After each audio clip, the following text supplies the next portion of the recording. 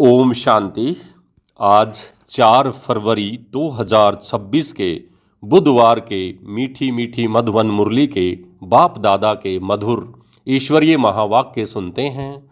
मीठे मीठे प्यारे प्यारे बाप दादा ने कहा, मीठे बच्चे, संगम पर तुम्हें नई और निराली नॉलेज मिलती है। तुम जानते हो हम सब आत्माएं एक्टर्स हैं, एक का पार्ट ना मिले दूसरे से। मीठे बच्चे, संगम पर तुम्हें नई और निराली नॉलेज मिलती है। तुम जानते हो हम सब आत्माएं एक्टर्स हैं, एक का पार्ट ना मिले दूसरे से। प्रश्न है, माया पर जीत पाने के लिए तुम रूहानी योद्धाओं को, क्षत्रियों को कौन सी युक्ति मिली हुई है? माया पर जीत पाने के लिए तुम रूहानी योद्धा क्षत्रियों को कौन सी युक्ति मिली हुई है?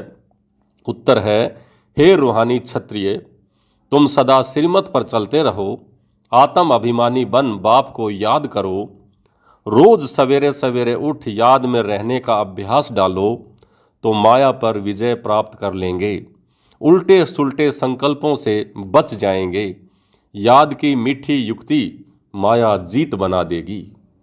गीत चला, जिसका साथी है भगवान, उसको क्या रोकेंगे आंधी और तूफान। ओम शांति। यह मनुष्यों के बनाए हुए गीत हैं। इनका अर्थ कोई कुछ भी नहीं जानते। गीत भजन आदि गाते हैं, महिमा करते हैं भक्त लोग, परंतु जानते कुछ नहीं। महिमा बहुत करते हैं। तुम बच्चों को कोई महिमा नहीं करनी है। बच्चे बाप की कभी महिमा नहीं करते। बाप जानते हैं यह हमारे बच्चे हैं और बच्चे जानते हैं यह हमारा बाबा है। अभी यह बेहद की बात है। फिर भी सब बेहद के बाप को याद करते हैं, अब तक भी याद करते रहते हैं। भगवान को कहते हैं, हे बाबा, इनका नाम शिव बाबा है। जैसे हम आत्माएं हैं वैसे शिव बाबा भी है। वह है परमात्मा जिसको सुप्रीम कहा जाता है। उनके हम बच्चे हैं। उनको सुप्रीम सोल कहा जाता है। उनका निवास स्थान कहाँ है? परम धाम में। सब सोल्स, सब आत्माएं वहाँ रहती हैं। एक्टर्स ही सोल्स हैं। तुम जानते हो नाटक में एक्टर्स नंबरवार होते हैं। हर एक के पार्ट अनुसार इतनी तनख्वाह पगार मिलती है। सब आत्माएं जो वहाँ रहती हैं सब पार्टधारी हैं, परंतु नंबरवार सबको पार्ट मिला हुआ है। रूहानी बाप बैठ समझाते हैं कि रूहों में कैसे अविनाशी पार्ट नूंधा हुआ है। सब रूहों का पार्ट एक जैसा नहीं हो सकता है। सब में ताकत एक जैसी नहीं है। तुम जानते हो कि सबसे अच्छा पार्ट उनका है जो पहले शिव की रुद्रमाला में है। नाटक में जो बहुत अच्छे अच्छे एक्टर्स होते हैं उनकी कितनी महिमा होती है। सिर्फ उनको देखने के लिए भी लोग जाते हैं। तो यह बेहद का ड्रामा है। इस बेहद के ड्रामा में भी उच्च एक बाप है। ऊंचे से उच्च एक्टर, क्रिएटर, डायरेक्टर भी कहें, वह सब है। हद के एक्टर्स, डायरेक्टर्स आदि अलग हैं। उनको अपना छोटा पार्ट मिला हुआ है। पार्ट आत्मा ही बजाती है, परंतु देह अभिमान के कारण कह देते हैं कि मनुष्य का ऐसा पार्ट है। बाप कहते हैं पार्ट सारा आत्मा का है। आत्म अभिमानी बनना पड़ता है।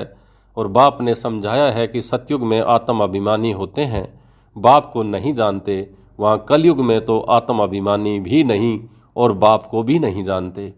अभी तुम आत्म अभिमानी बनते हो, बाप को भी जानते हो। तुम ब्राह्मणों की निराली नॉलेज मिलती है। तुम आत्मा को जान गए हो कि हम सब आत्माएं एक्टर्स हैं। सबको पार्ट मिला हुआ है जो एक का ना मिले दूसरे से। वह पार्ट सारा आत्मा में है। यूँ तो जो नाटक बनाते हैं वह भी पार्ट आत्मा ही धारण करती है। अच्छा पार्ट भी आत्मा ही लेती है। आत्मा ही कहती है कि मैं गवर्नर हूँ, फलाना हूँ, परंतु आत्म अभिमानी नहीं बनते। सतयुग में समझेंगे कि मैं आत्मा हूँ, एक शरीर छोड़ दूसरा लेता हूँ। परमात्मा का वहाँ कोई को पता नहीं, उनको नहीं जानते। इस समय तुम सब कुछ जानते हो। शूद्रों और देवताओं से तुम ब्राह्मण उत्तम हो। इतने ढेर ब्राह्मण कहाँ से आएंगे जो बनेंगे? लाखों आते हैं प्रदर्शनी में। जिसने अच्छी तरह समझा, ज्ञान सुना, वह प्रजा बन गए। एक एक राजा की प्रजा बहुत होती है। तुम प्रजा बहुत बना रहे हो। प्रदर्शनी प्रोजेक्टर से कोई समझ कर अच्छे भी बन जाएंगे। सीखेंगे, योग लगाएंगे, अभी वह निकलते जाएंगे। प्रजा भी निकलेगी, फिर साहूकार, राजा रानी, गरीब आदि सब निकलेंगे। प्रिंस प्रिंसेस बहुत होते हैं, सतयुग से त्रेता तक प्रिंस प्रिंसेस बनने हैं। सिर्फ 8 व 108 तो नहीं होंगे, लेकिन अभी सब बन रहे हैं। तुम सर्विस करते रहते हो, यह भी नथिंग न्यू, कोई नई बात नहीं है। तुमने कोई फंक्शन किया, यह भी नई बात नहीं है, अनेक बार किया है। फिर संगम पर यही धंधा करेंगे, और क्या करेंगे। बाप आएंगे पतितों को पावन बनाने। इसको कहा जाता है वर्ल्ड की हिस्ट्री ज्योग्राफी। नंबरवार तो हर बात में होती ही है। तुम्हारे में भी अच्छा भाषण करते हैं तो सब कहेंगे कि इसने बहुत अच्छा भाषण किया। दूसरे का सुनेंगे तो भी कहेंगे कि पहले वाले अच्छा समझाते थे। तीसरे फिर उनसे तीखे होंगे तो कहेंगे ये तो उनसे भी तीखे हैं। हर बात में पुरुषार्थ करना होता है कि हम उनसे ऊपर जाएं। होशियार जो होते हैं वह झट हाथ उठाएंगे भाषण करने के लिए। तुम सब पुरुषार्थी हो, आगे चल मेल ट्रेन बन जाएंगे।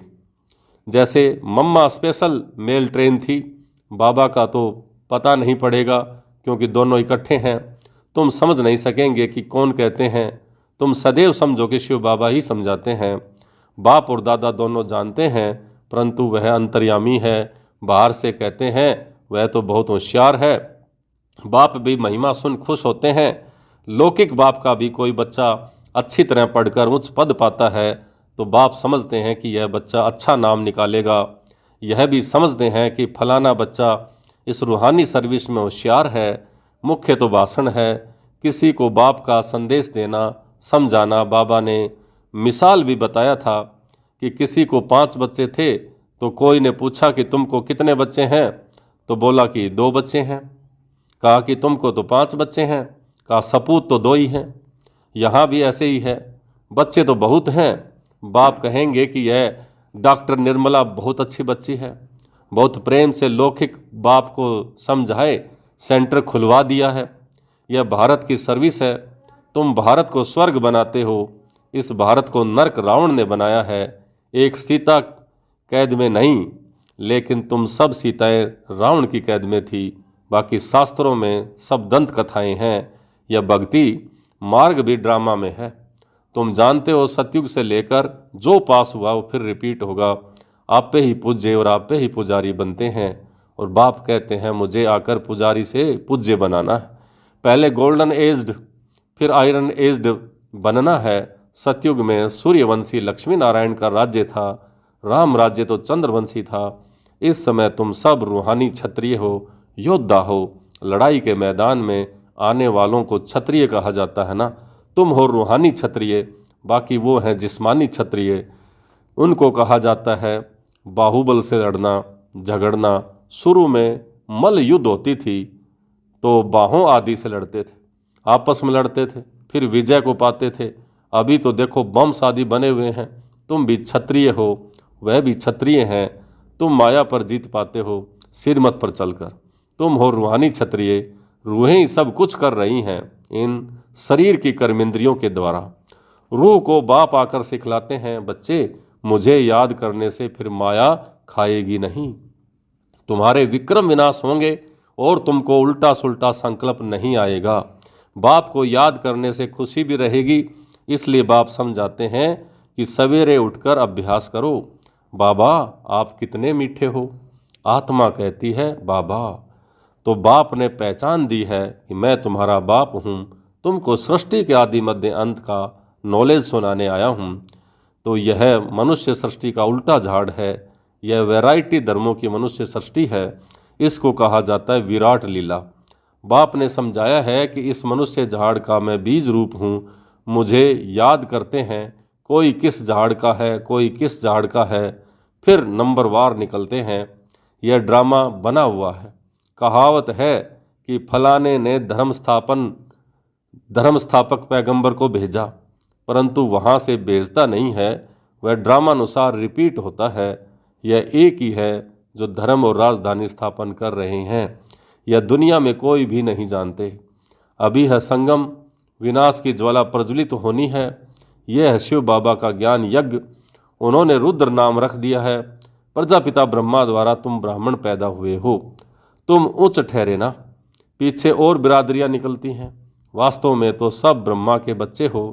ब्रह्मा को कहा जाता है ग्रेट ग्रेट ग्रैंडफादर। सिजरा है, पहले पहले ब्रह्मा उच्च, फिर सिजरा निकलता है। कहते हैं भगवान सृष्टि कैसे रचते हैं?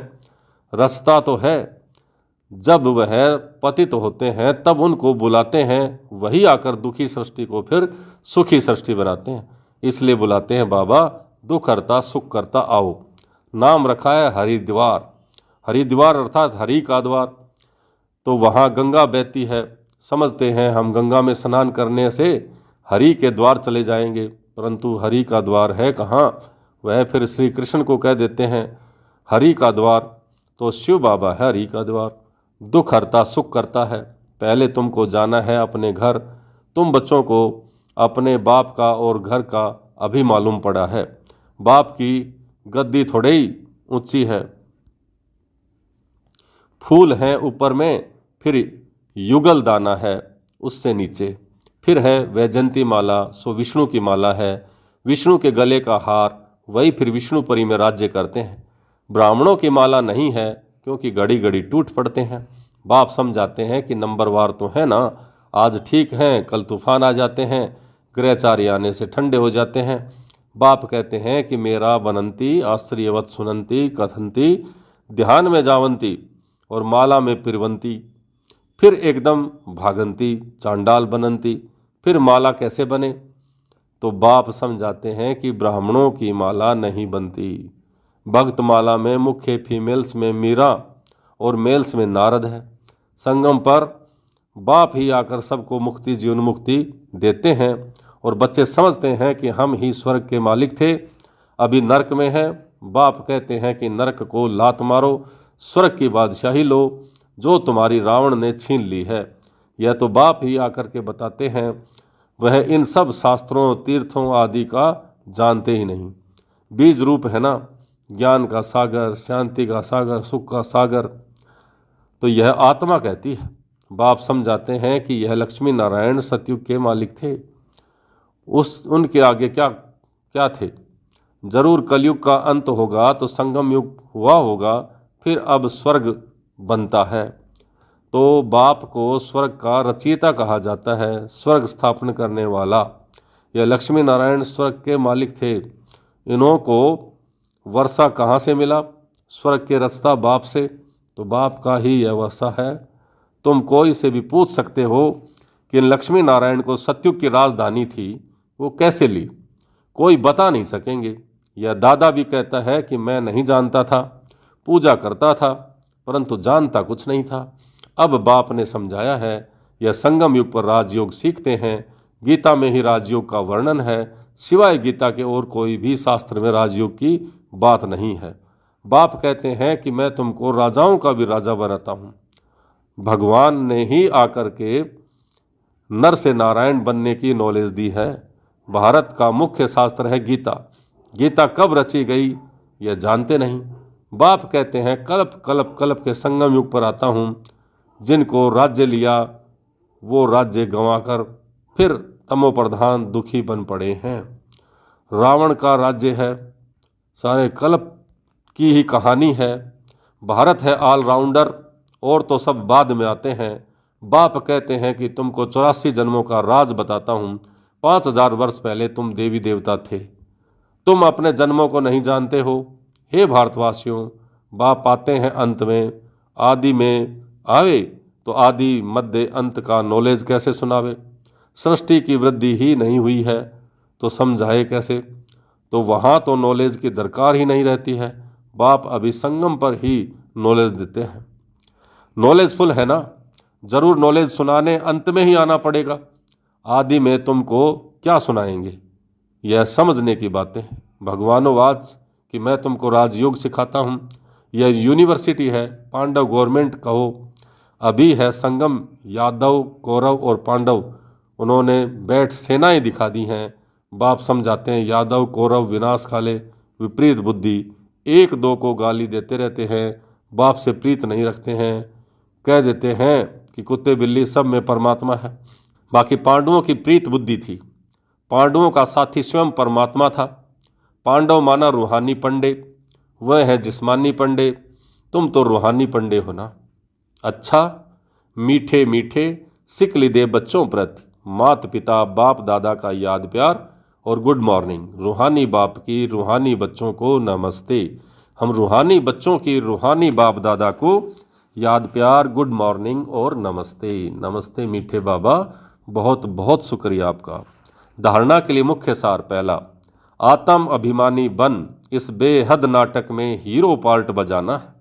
हर एक एक्टर का पार्ट अपना अपना है, इसलिए किसी के पार्ट से रीस नहीं करनी है।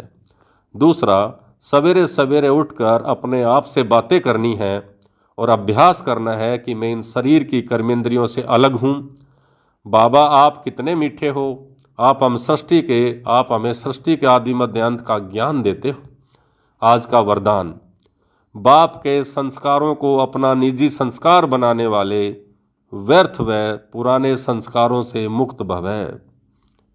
बाप के संस्कारों को अपना निजी संस्कार बनाने वाले व्यर्थ व पुराने संस्कारों से मुक्त भवै। कोई भी व्यर्थ संकल्प व पुराने संस्कार देह अभिमान के संबंध से हैं।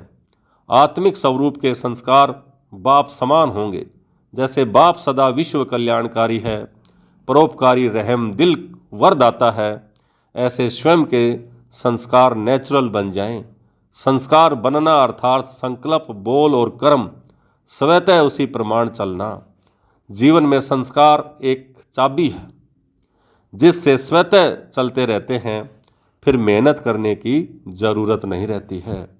आज का स्लोगन है, आत्मिक स्थिति में स्थित रहे, अपने रथ शरीर द्वारा कार्य कराने वाले ही सच्चे पुरुषार्थी हैं।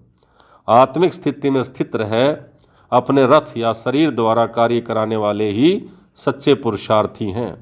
ये अव्यक्त इशारे एकता और विश्वास की विशेषता द्वारा सफलता संपन्न बनो। जैसे बाप ने आप सबको कोने कोने से ढूंढ कर निकाल लिया, अनेक वृक्षों की डालियां और एक ही चंदन का वृक्ष हो गया। लोग कहते हैं 2-4 माताएं भी एक साथ इकट्ठी नहीं रह सकती हैं, और आप माताएं सारे विश्व में एकता स्थापन करने के निमित्त हैं। यही आपकी आपसी एकता और बाप की प्रत्यक्षता करेगी। ओम शांति।